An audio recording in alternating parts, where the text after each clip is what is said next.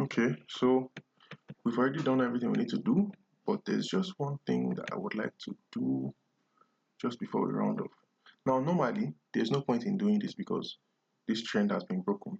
This market structure has been broken, which means that most likely price is about to change structure. Meaning that I was expecting a downward trend to appear. But for the sake of having it, what I would usually do by now is to come here, from here to here, make it blue, from here to here, from here to here, from here to here,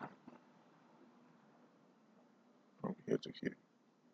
Now, if this was a live class, I'll probably ask you any question like, who knows exactly what I'm identifying? It should actually be here. Yeah, it should be here, from here to here. So if this was a live class, I'll be asking, who knows what I'm doing? These are the impulsive moves. I'm circling the entirety of the impulsive moves. This is what we call real price study. After doing that, I'll go down to the 4-hour time frame, and then I would study in great detail, or in better detail at least, exactly how price moves from in these regions.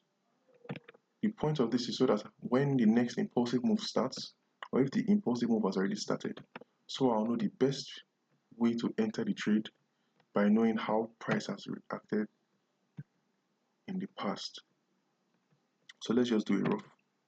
You can see that price went impulsive, price came here and then formed the W pattern before coming back to this new impulsive. Price came here again, impulsive, price came here again. You can see a W pattern actually, but it's on a smaller time frame. So you can see price came like this. So that's to say 1, 2, 3, and 4. We have 4 impulsive moves characterizing this larger individual impulsive move on the daily time frame. So on the daily time frame is 1 impulsive move. On the 4-hour time frame, we have 4 individual impulsive moves. So let's go to the next one. And what do we see? You can see impulsive to here, correctional, and then an impulsive. So we have just 2 impulsive moves.